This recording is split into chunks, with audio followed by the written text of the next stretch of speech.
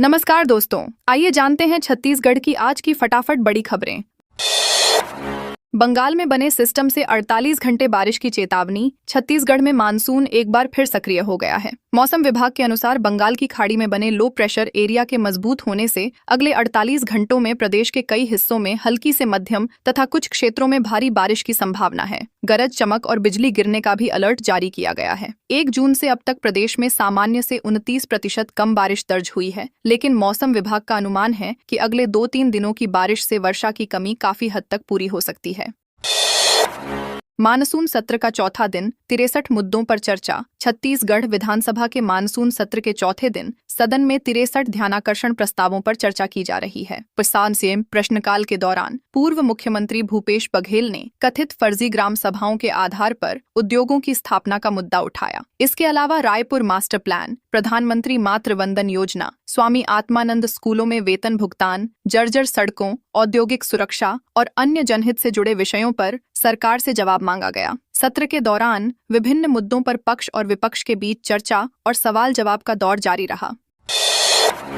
भिलाई दुर्ग में साइबर ठगी पर पुलिस का बड़ा एक्शन। दुर्ग पुलिस ने साइबर ठगी में इस्तेमाल होने वाले म्यूल बैंक खातों के खिलाफ बड़ी कार्रवाई करते हुए 8 बैंक खाता धारकों के खिलाफ मामला दर्ज किया है। जांच में सामने आया कि आरोपी कमीशन के लालच में अपने बैंक खाते, एटीएम कार्ड, पासबुक, चेकबुक और सिम कार्ड साइबर अपराधियों को उपलब्ध कराते थे। इन्हीं खातों के जरिए ठगी की रकम एक खाते से दूसरे खाते में भेजी जाती थी। पुलिस मुख्यालय के निर्देश पर चलाए जा रहे विशेष अभियान के तहत डिजिटल साक्ष्यों और तकनीकी विश्लेषण के आधार पर यह कार्रवाई की गई है।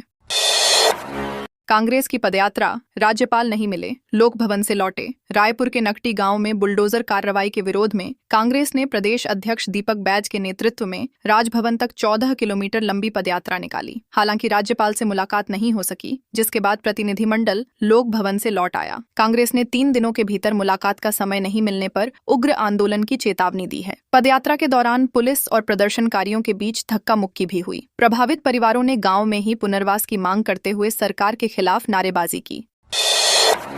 19 जुलाई को रायपुर बिलासपुर रूट की 8 ट्रेनें रद्द। दक्षिण पूर्व मध्य रेलवे के रायपुर मंडल में भाटापारा हथबंध रेलवे स्टेशन के बीच तीसरी लाइन पर ऑटो सिग्नलिंग के लिए नॉन इंटरलॉकिंग कार्य किया जाएगा। इसके चलते 18 और 19 जुलाई को रायपुर, बिलासपुर, कोरबा, गेवरा रोड और झारसुगुड़ा रूट की कई ट्रेनें प्रभावित रहेंगी। रेलवे ने 8 पैसेंजर और मेमू ट्रेनों को रद्द करने के साथ 2 ट्रेनों को आंशिक रूप से संचालित करने का निर्णय लिया है। यात्रियों से यात्रा से पहले ट्रेन का स्टेटस जांचने और रेलवे की आधिकारिक जानकारी देखने की अपील की गई है।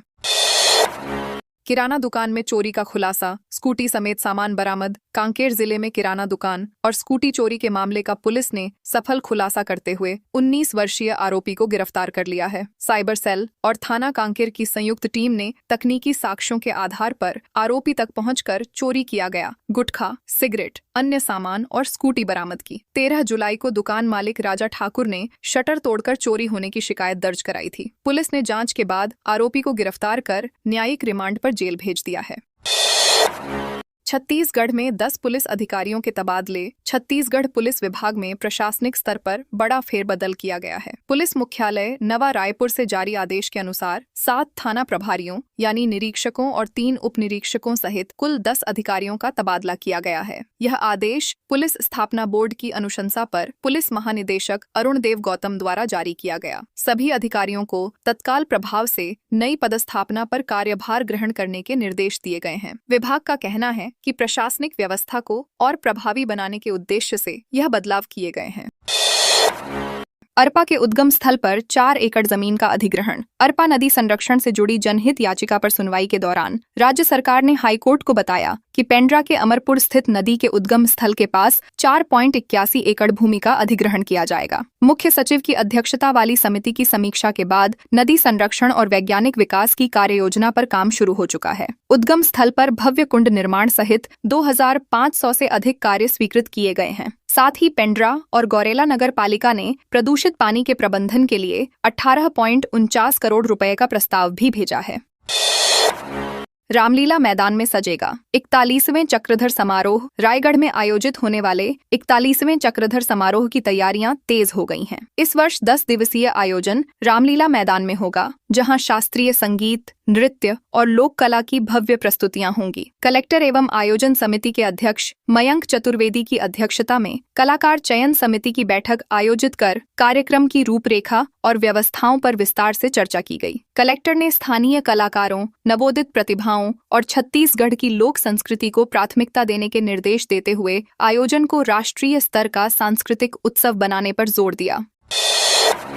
बेकाबू रफ्तार के कारण 24 घंटे में उजड़ गए कई परिवार। छत्तीसगढ़ के कोरबा, पेंड्रा और जांजगीर में पिछले 24 घंटे के भीतर हुए 3 अलग अलग सड़क हादसों में 6 लोगों की मौत हो गई, जबकि 2 अन्य गंभीर रूप से घायल हो गए। मृतकों में 2 सगे भाई बहन, एक पिता पुत्र और 2 युवक शामिल हैं। सबसे दर्दनाक हादसा कटघोरा अंबिकापुर हाईवे पर हुआ, जहां तेज रफ्तार टैंकर ने मोपेड को टक्कर मार दी। हादसे में 2 बच्चों की मौके पर ही मौत हो गई। पुलिस ने सभी मामलों में केस दर्ज कर वाहनों को जब्त कर जांच शुरू कर दी है। कोई भी BH सीरीज की गाड़ी खरीद सकेगा। छत्तीसगढ़ सरकार BH सीरीज वाहनों की खरीद बिक्री से जुड़े नियमों में बदलाव की तैयारी कर रही है। प्रस्तावित संशोधन के बाद आम लोग भी रीसेल में BH सीरीज की गाड़ियां खरीद सकेंगे। हालांकि वाहन खरीदने वाले को बकाया टैक्स जमा करना होगा और वाहन को BH के बजाय CG सीरीज का नया नंबर आवंटित किया जाएगा। वर्तमान नियमों के कारण केवल पात्र व्यक्ति ही ऐसी गाड़ियों को खरीद सकते हैं। सरकार जल्द ही नई अधिसूचना जारी कर इस प्रक्रिया को आसान बनाने की तैयारी में है। बेटिहाम 10,000 गुरुजी स्कूलों में नहीं। छत्तीसगढ़ में शिक्षा विभाग के संलग्नीकरण की व्यवस्था पर बड़ा खुलासा हुआ है। पड़ताल में सामने आया कि प्रदेश के 10,000 से अधिक शिक्षक, बाबू और चतुर्थ श्रेणी कर्मचारी अपने मूल विद्यालयों में कार्य करने के बजाय विभिन्न विभागों में संलग्न होकर काम कर रहे हैं। कोई कलेक्टोरेट, तहसील, पंचायत कार्यालय या बाढ़ नियंत्रण कक्ष में तैनात है। ऑनलाइन उपस्थिति प्रणाली लागू होने के बाद यह स्थिति सामने आई है। अब विभाग ऐसे कर्मचारियों को उनके मूल पदों पर वापस भेजने और व्यवस्था में सुधार की दिशा में कार्रवाई कर रहा है।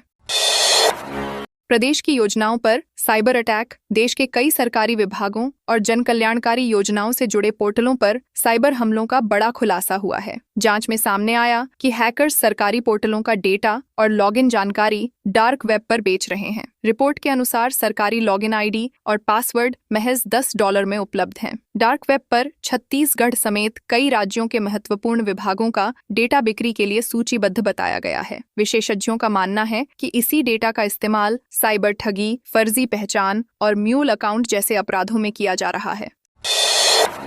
संकरी सड़क पर बेतरतीब पार्किंग, आवागमन हो रहा प्रभावित। कवर्धा शहर के जमात मंदिर के पास सड़क किनारे अव्यवस्थित तरीके से खड़ी कारों के कारण लोगों को रोजाना आवागमन में परेशानी का सामना करना पड़ रहा है। पहले से संकरी सड़क पर दोनों ओर वाहन खड़े होने से रास्ता और छोटा हो जाता है, जिससे 2 पहिया और 4 पहिया वाहनों की आवाजाही प्रभावित होती है। स्थानीय लोगों का कहना है कि कई बार जाम की स्थिति बन जाती है और हादसे का खतरा भी बना रहता है। लोगों ने प्रशासन से सड़क किनारे अवैध पार्किंग पर सख्ती से रोक लगाने की मांग की है। RMSA सहायक संचालक समेत अटैच शिक्षक मूल पदों पर लौटे। छत्तीसगढ़ स्कूल शिक्षा विभाग द्वारा संलग्नीकरण समाप्त करने के आदेश के बाद सरगुजा जिले में कार्रवाई शुरू हो गई है। जिला शिक्षा अधिकारी ने आदेश जारी कर RMSA के सहायक संचालक भरत लाल अग्रवाल सहित कई संलग्न शिक्षकों और कर्मचारियों को उनके मूल पदों पर वापस भेज दिया है। सभी संबंधित कर्मचारियों को तत्काल कार्यभार ग्रहण करने के निर्देश दिए गए हैं। स्कूल शिक्षा मंत्री के निर्देश के बाद यह कार्रवाई की गई है। विभाग का उद्देश्य शिक्षकों की स्कूलों में नियमित उपस्थिति सुनिश्चित करना और शिक्षा व्यवस्था को मजबूत बनाना है।